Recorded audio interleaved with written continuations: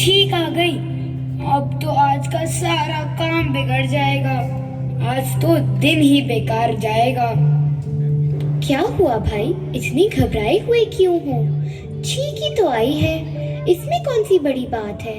ये तो बस एक नॉर्मल ह्यूमन बॉडी का प्रोसेस है, ये तो सबको आती है। इसमें इतनी घबराने वाली क्या बात है? नहीं नहीं, सुना है काम शुरू करने से पहले छींक आ जाए तो अपशगुन होता है। अरे भाई, ऐसा कुछ नहीं होता है। तुमको विश्वास नहीं होता? ठीक है, मैं अभी बाबा जी को बुला के लाता हूँ, तब तुम्हें विश्वास होगा। हे भगवान, इतना अंधविश्वास! पढ़ लिख के भी ऐसी बातें करता है। आइए बाबा जी, बैठिए। सलोनी, प्रणाम करो बाबा जी को। बाबा जी, जब मैं घर से निकल रहा था तो मुझे छींक आ गई। क्या ये अपशगुन नहीं हुआ बाबा जी? हे भगवान, ये तो बहुत बड़ा अपशगुन होता है। आज तुम घर से बाहर मत निकलना। अगर निकलोगे तो तुम्हारे घर के सारे काम बिगड़ जाएंगे। हो सकता है जहाँ जाओ वहाँ कोई विनाश हो जाए। अरे बाप रे, सच में? अरे बाबा जी, आप तो ऐसे कह रहे हैं जैसे ये घर के बाहर निकलेगा तो लोगों को खाना ही नहीं मिलेगा, सब भूखे ही मर जाएंगे। अरे भाई, इधर आओ। भाई, विश्वास रखना जरूरी है भगवान पर, अपने पर, अपनी मेहनत पर और अपनी लगन पर। लेकिन अंधविश्वास, छींक आना, बिल्ली का रास्ता काटना या आग फड़फड़ाना, ये सब बस डर है, सच्चाई नहीं।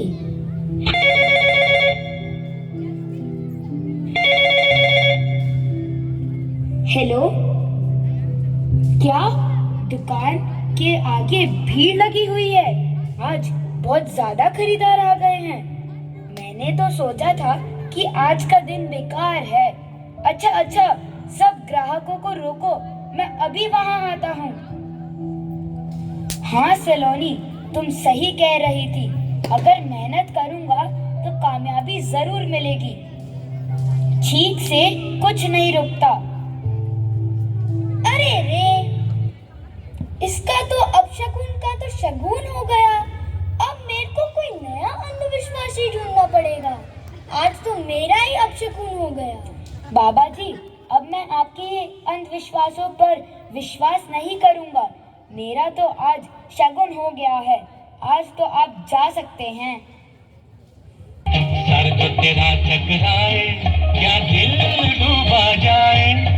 आजा प्यारे पास हमारे, काहे घबराए, काहे घबराए।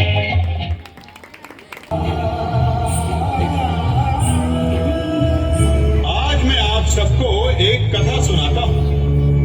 एक दिन प्रातः एक व्यापारी अपने घर से निकला। घर से निकलते ही एक बिल्ली ने उस व्यापारी का मार्ग काट दिया। व्यापारी घबरा गया, वो फिर से घर लौट गया और शुभ घड़ी की प्रतीक्षा करने लगा।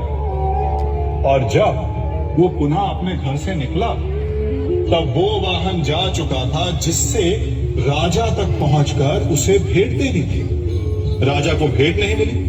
राजा क्रोधित हो गए। राजा ने उस व्यापारी का व्यापार बंद करवा दिया। इस कारण व्यापारी क्रोधित होकर घर पर अपनी पत्नी से लड़ बैठा।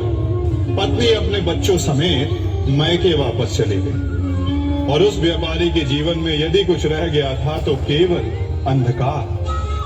और इन सब का कारण वो उस बिल्ली को मानता रहा जिसने उसका मार्ग काटा था। ऐसा ही एक दूसरा व्यापारी राजा को भेंट देने निकला और उस व्यापारी का मार्ग भी एक बिल्ली ने काट दिया। वो व्यापारी तनिक घबराया, परंतु उसने आगे बढ़ना अधिक उचित समझा। राजा तक वो समय पर पहुंचा। उसने राजा को भेंट दी। राजा प्रसन्न हुआ और राजा ने व्यापारी को अपना व्यापार बढ़ाने की अनुमति दी, स्वर्ण आभूषण दी। जब व्यापारी घर पर पहुंचा तो पत्नी को आभूषण और अपने बच्चों को देने के लिए वस्त्र थे उसके पास। हर ओर प्रसन्नता थी।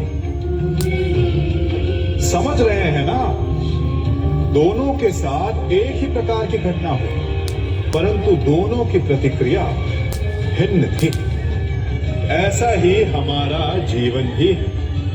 हमारे जीवन में प्रारब्ध का अपना स्थान, परंतु उससे कई अधिक महत्वपूर्ण हमारी प्रतिक्रिया, हमारे सोच का प्रभाव है, क्योंकि यही हमारे जीवन को आकार देते हैं। इसलिए अपनी सोच को सकारात्मक रखिए। आपका जीवन सदैव आनंदमय